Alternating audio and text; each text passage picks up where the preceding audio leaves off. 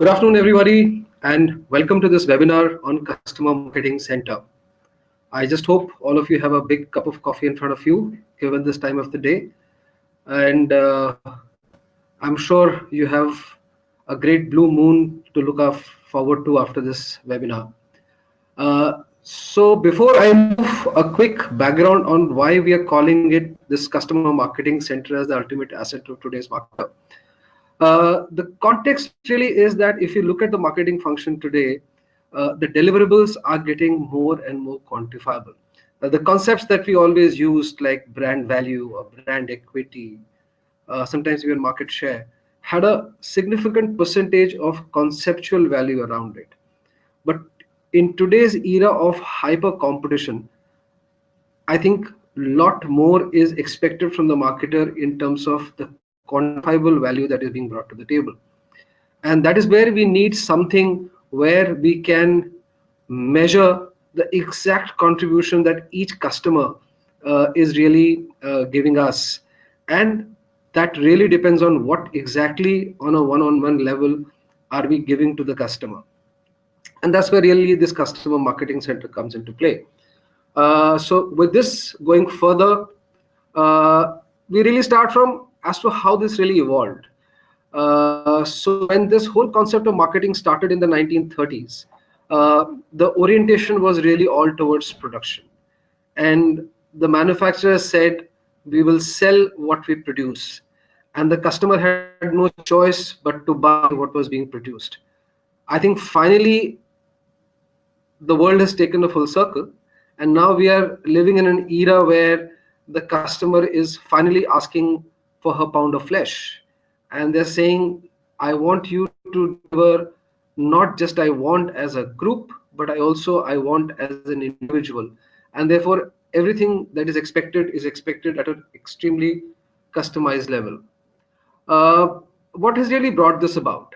And if we see the evolution of how the customer has been interacting with the various channels, and we see that the number of channels have not just increased, but actually literally multiplied.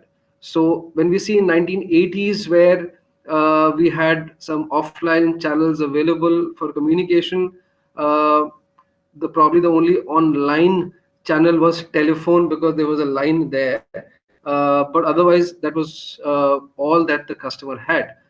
Versus when we look at today, including podcasts and wiki networks and the webinars as what we are part of today, the channels available to the customer are far too many.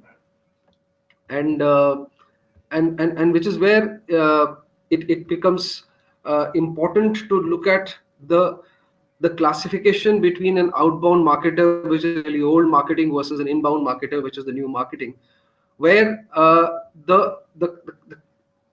the choices that the marketer today has is that the communication has to be interactive and two-way. He cannot deal with a one-way communication. The customers today are coming to the marketer through various search engines, referrals, social media, etc. And therefore, there's no choice but to really reach out and answer all those questions that the customer has, providing them far higher value, and also seeking not just to sell, but even to entertain and to educate.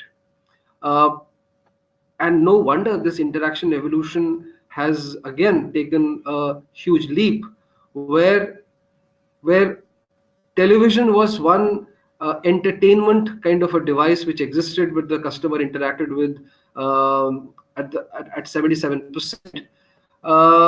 Today, when we look at it, we see that there are multiple devices which the customer is using to accomplish their goals, and they are seamlessly moving between these devices to really accomplish what they want as their goals. So whether it's shopping or planning a trip or manage their finances or anything, they are seamlessly moving between these devices to use it in the best possible fashion for the task that they have at hand. And if you look at the digital ecosystem today, therefore, it is really controlled by the buyers. So they decide what channel of the digital ecosystem are they going to use for what. It is dominated by search because unless the customer has searched enough, he is refusing to take a decision. The intent is local. So the customers are aware that for any interaction with a product, it's always better to keep it local, so that all the associated things around that product are much more easier to get out of it. Inbound or pull marketing is something that really is what is the order of the day. That as Google statistics says, that in 53% conversion paths tracked, the last click was generated from a relevant keyword. So therefore, it is important that marketers include inbound marketing strategies that is built around this primary keywords. We have seen, I think we all have experienced immense social media growth. So whatever it be, 67% of the consumers are actually reading online reviews before making a purchase decision. So that's the level at which the consumers are relying on feedback and information on social media. And no wonder, mobile being the easiest way to access this, there is an explosion of that usage. And while the usage is high because it's easy to use, it's easily accessible, but if one has a bad experience, then it also is an important thing to consider, because as we see, the 80% of customers abandon a mobile site if they have a bad user experience. So therefore, we need to be very focused and customized towards what is the experience that we're delivering on mobile. While that implies for every channel of communication that exists, but given the volume here, we have to be especially focused here. And because of all this, of course, we see that the personalized buying behavior is growing, because of the kind of questions I have, because of the kind of interactions that are available, and because of the kind of choices that are available. The expectations for things to be personalized for me and my benefit is really on the rise. So really, in this context, what are the challenges that today's marketer is facing? So I think the first challenge that the marketer is facing, that how do we manage this multitude of interactions that the customer has? Because if you look at the customer today, she is an omni-channel voracious customer.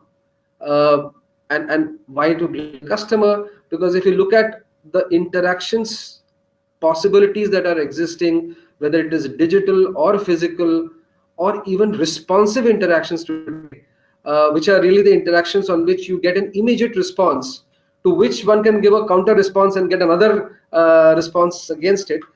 It's growing exponentially. So you have today websites, messages, emails, mobile apps, social media, third-party websites, call centers, dealerships, and like we said, so all this, the customer is really spoiled for choice, and he's used to also knowing which kind of task can happen the best from which channel.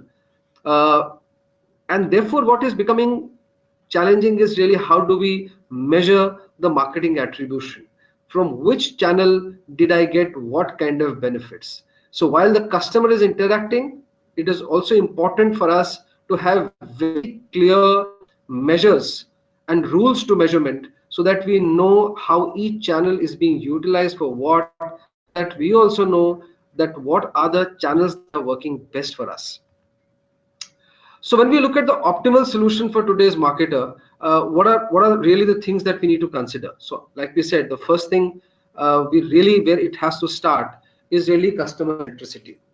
And from a customer centricity perspective, we need to keep in mind the fact that that we have to always provide value. We have to focus on the customer. We have to look at digital as an extension, because that's where really the customer is. We have to focus especially on the customer, and like we said, creating relevant KPIs to determine what is the kind of impact that each campaign is having on which channel. Of course, we have to use multiple channels, and content therefore is becoming more and more important to how are we engaging with our customer. Because given the kind of competition, if our content is not going to attract any attention, what follows through doesn't really help. We have to let the present meet with the past. So what we mean by that is, when we look at the core, the marketing has really not changed. Customer was always at the heart of the marketing. Customer was always the starting point of the marketing, and it is the same even today. Uh, it is just that while the focus earlier might have been a little different, the focus today has to be only and only the customer. And therefore, how do we really look at the addressable customer today and create far sharper groups using either demographic or transactional or behavioral information, or even a combination of all these. What has probably changed slightly is that today we have digital as an extension of traditional channels. So while your traditional channels always existed, today there are digital channels which are multiplying very fast, and therefore we really have to keep pace with those channels as to how are we optimizing those channels for our benefit and for the benefit of the customer.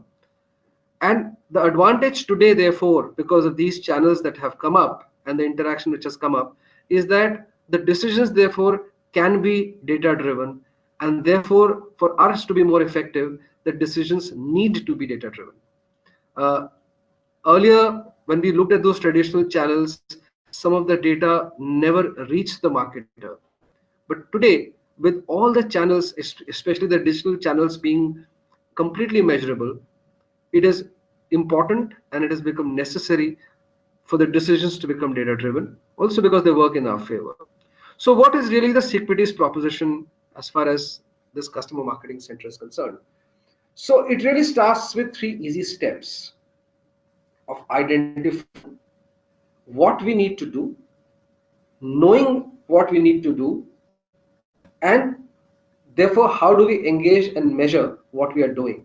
So when we look at identifying, what we're saying is it all needs to start with identification of a business problem. Like where I started, that today when we look at marketing, the accountability for measurement is really, really high. And therefore, it is important that something, for it to be conceptual, it is important that it starts from a real business problem that the business is facing. And therefore, once we identify the business problem, then we have to identify, therefore, what is the data that we require, which then leads us to how do we identify our market and our timelines, and therefore what are the KPIs that we are measuring. Therefore, what do we need to know? We need to know what are the detailed insights about our customer profile.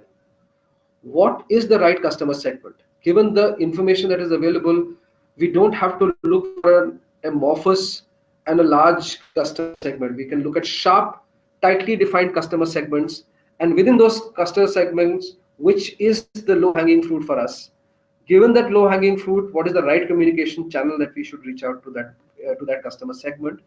And once we have defined that, it becomes easy to what is the kind of content that we use to express and the right incentive to impress. Then comes the third step, which is really how are we engaging and how are we measuring. So the engagement today is smarter because we are doing through a lot of the engagement is happening through digital channels. Because it can be measured, therefore defining KPIs becomes important. And it is also important that we keep reviewing these KPIs so that we keep optimizing them and keep improving them and keep sharpening them. What is the optimal engagement process as per the customer feedback? And therefore, how do we move to sharper engagement from really generic engagements?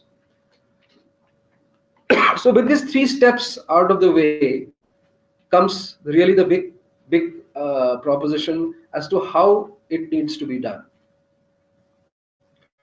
So it really starts with, and therefore gaining a far more holistic view of a customer is really the key driver to simplify this brand experience. And when we look at the customer nerve center, as we call it, what does this nerve center really comprise of? It really starts by integrating multiple but siloed sources of data. When we look at the organizations today, we have moved to a situation where it was a case of no data to a situation where there is immense amount of data, and sometimes the companies wonder what really to do with it. So it's simple. We start by saying, okay, while we are getting a lot of data, but is what really are the various sources? So one gets transaction data, one also gets service data, one gets customer care data, all this data which is coming in, but it is coming through different channels. It's coming to different set of people. It's coming to different departments, but is never getting integrated. So that's where it begins. We identify the multiple sources of data and we really bring them together. What do we bring them together under? We bring them together under the umbrella of creating a customer single view. The customer single view is really nothing but looking at the customer interaction or the touch point journey of the organization in a holistic manner. Today, the customer may have called up the call center for certain questions. The customer may have visited the website to get some information. The customer may have visited the dealer to get to start some kind of inquiries. But all this set of interactions are lying in different places with different people, and one never is able to see them holistically. If we bring them holistically together, then we can actually from a touch point move it to a journey. So if I know that a customer has logged into my website and asked for some information, next when the customer calls up the call center, ideally my call center person should start by saying, Mr. Customer, you had went to our website, you had asked for some information. I hope you got that information well. And what more do you ask for? That's when we will be giving a fantastic customer experience to the customer. So therefore, the single view is really bringing about all these disparate sets of data together at the customer level to make us understand what are the touch points that the customer is interacting with at this point of time with the company. Once we have brought that together, then we can start enriching this single view with multiple things, including social attributes. So because as we have seen that the customer is hugely present in the social media and seeking information, seeking referrals, seeking engagement, all those attributes and information can be brought in to understand this customer journey far better. Once we have this rich set of data in the single view available, then it becomes easy for us to do some very high level of micro segmentation. So then we don't have to look at customer as a homogeneous mass and say, okay, our customers are SEC A plus, living in metros, in possibly these kind of cities, buying these kind of products. But we can really define them very, very sharply in terms of micro segments as to exactly what is the kind of information it's seeking, what are the kind of byproducts that they are seeking, etc. And once we have this kind of a segmentation, then we will also know that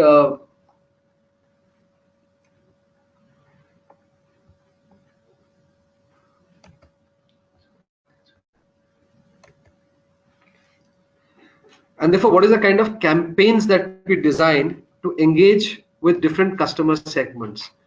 So sharper the segment, sharper the communication, better our content, and therefore the response that we can get is far better that we can get. So like I was saying, when we build this customer marketing center, the heart of the center really is the customer single view, because it really has all the information at a customer level available here. So whether it's the transaction details, which is the date of purchase, service details, incidents of repair, or even other transaction details like how many times have they called, or communication details like what are the number of emails sent, how many times have I responded back to these emails, what are the kind of offers that I have availed in the past, etc., etc. So then all of this is available in one single place, and therefore I can look at the journey that the customer is having with us. So some of the use cases that we have, for example, is when we look at the journey, is when a customer calls, let's say in case of an automobile, when the customer calls up for a test drive, then we can schedule the test drive, take the test drive feedback, Once the test drive feedback is taken, if the customer is walking to a dealership and the dealership knows what the test drive feedback is, the customer can, the dealer can accordingly tailor make the experience that is being given to the customer. Once the customer purchases the vehicle, post that, what are the kind of service offers that we need to give on insurance renewal, warranty renewal, all those kind of things, then we can see the whole customer interaction as a journey with the brand over a period of time, including when we are looking at to upgrade the customer to a higher level of product, or even when they try to add on another product. Similarly, when we look at in the case of a banking, we have seen many cases where one could be the member of account holder in a bank. I also hold the credit card for that particular bank. I also have the debit card because I'm an account holder. I could have also taken a vehicle loan, but this entire information of mine is actually lying in three different departments with different set of people. But if all this is brought together, then the engagement that can happen, which many banks are following now, can be far more proactive. Wherein once, if I'm an account holder, then the bank can proactively reach out to me for buying a credit card, depending on what is the kind of balance that we are seeing in the account, and what is the kind of purchase pattern that we or the spend pattern that we are seeing. Various kinds of loans and various kinds of products can be proactively pitched to the customer for the customer to see far better value in what is being offered to him or her. Once we have the single view in place, and we have all the data sources brought together, and we have the micro segments developed, it is then very easy to really bring in analytics, because once we have our micro segments in place, then we can really sharp define our target group.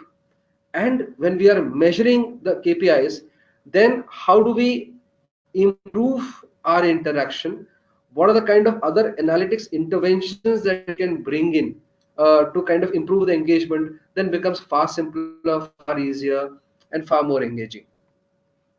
For example, if I have if we have the customer tier segmentation, and we are campaigning regularly to the customers relationship center, then when we look at from a program management perspective, whether it's about running the loyalty program or about running customer life cycle campaigns, even reaching out to my prospects and seeing what is the kind of life cycle communication that we can do with our prospects, looking at customer referrals, upgrades, social listening, or even lead management, leading to a far better customer experience that we can give as a brand becomes far more easy.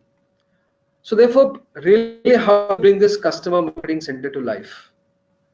If you look at the architecture, it really begins as we discussed, begins with bringing all data together. So the various disparate data sources, which could be in silos, could be together, really come together. Once they come together, then it becomes easy to then look at other sources of data as well, like looking at demographic data, KYC data, what are the other transactions that are coming in. Like I said, bringing therefore in the social media data, looking at the campaign responses data, the other activities data. Once we have all this data coming together in the single view and which we have built, then really comes the various analytics interventions that we can do. Like from a strategic perspective, we are using the analytics to see how do we acquire customers better, how do we retain them better, and how do we grow them better. So when it comes to acquisition, we can bring in things like lead scoring to see what kind of leads are working better for us compared to the others. Therefore, we can optimize our resources by focusing only the leads which are making sense, which have a higher propensity compared to the others. We can build target personas of our prospects and see how do we really target them. When we look at retention, we can predict churn for our customers, and see what are the interventions we bring in to prevent that churn. Looking at the customer lifetime value of the customer and seeing how do we improve that. And when it comes to growing our customers, what is really the cross-sell models that we can bring in, or upsell models we can bring in. So therefore, our customer value propositions become far richer. And with all this in place, of course, our quality of campaigns go up significantly because they're much sharper. our loyalty, engagement, interaction, all this becomes far better, and therefore we can measure it and we can keep improving it over a period of time. So that's really the layering that exists in, and that's really the architecture and various levels in the customer marketing center. So what are really the business benefits that we get? Of course, uh, one, we know which is our most valuable customer segment. So therefore, in terms of being profitable, I think that KPI gets improved very well, because we know exactly which segments to target and which segments not to. It helps us remain customer relevant, whether it is communication content or whether it is the product proposition, because we understand our customers far more sharply. We can fine tune our propositions in each of these cases far better. We are able to understand the drivers of purchase much better. And here we have real customer data of the drivers of purchase, versus looking at primary and secondary researches that give us some kind of data. Here, because we are tracking customer response, because we are tracking customer transactions, we know these drivers of purchase very well in real time. Fourthly, it's much more cost effective and easy to reach these segments. Uh, then we are able to offer a far better experience across all touch points. We are able to use social media not just to sell, but to share information and therefore to build a far better relationship. We also understand the ROI of each communication channel, and therefore our communication is far more efficient. Our interaction and engagement is far more efficient, and we are able to build phenomenal customer service so that customers really feel like a part of the brand, because ultimately we have customized our communication, our interaction, our proposition, our communication to such a great extent that the customer really feel that whatever is being done is customized to her. So what is really the role that each department really needs to play when we are building customer marketing center? So when we look at marketing, I think the responsibility they carry is really identifying the business concerns, identifying the target market and timelines, what are the engagement and communication strategies, what should be the incentive program defined on the basis of engagement and communication strategies and the market and the segments, and the KPIs that needs to be measured. We also here in this case need help from the technology team or the IT team of the company, where they can help us and enable in terms of the data knowledge transfer. So like we said, in most companies the data is existing in multiple silos. How do we bring it all together under the single view is something that the technology team can help us with in terms of execution. Therefore, what is the software that architecture that they recommend? This is really a function of, because most companies follow a certain IT protocol, and this proposition that we have is really that protocol agnostic. It can be built according to whichever protocol or whichever technology that the company is working on. So we just need to understand, get the IT inputs on that, and we can build it on top of that, and really provide us some help on the infrastructure front. So if you require a server on which we need to build all this and from, that's something that would require from the IT team to help us with. So the next steps is really we need to start thinking that's how we really benchmark ourselves. So we need to ask ourselves this question, that when we look at the increase in cost of marketing, it is not really proportional to the sales. We see many cases where the cost of marketing is increasing far higher in proportion to the sales, and sometimes we don't have a choice, because if you look at the kind of customer assets that we need to maintain today, earlier we could make a film or a couple of films, we create few press advertising, some radio, billboards, and we are done. Today it's multiplied exponentially when we look at the kind of channels that we have to maintain. So we have to maintain websites, we have to maintain apps, we have to maintain email channels of communication, etc. So even the number of assets, the other communication assets that we have to maintain are fairly high. and therefore these costs are increasing. So therefore we need to start really benchmarking in terms of measurement of contribution as to, do we know today what is each channel of mine contributing, and therefore what can we really attribute it to? Do we really know how to measure brand equity in real terms? Do we know what is the effect of external factors? Do we know what are the leakages from the sales funnel today? When it comes to consumer complexity, do we really know our existing customers well in terms of exactly what all are they doing with us as a brand? Do we know the purchase behavior of our customers? Are we available wherever our customer is searching for us or wanting to buy the product from? Are we really relevant to our customers' needs? How do we anticipate what the customer needs before he even has to ask? And finally, we need to benchmark how seamless are our interactions with our customer. Are we omni-channel enough to connect with our customers? So therefore really means, are we present in all the channels that our customer is using today? Are all those channels really integrated?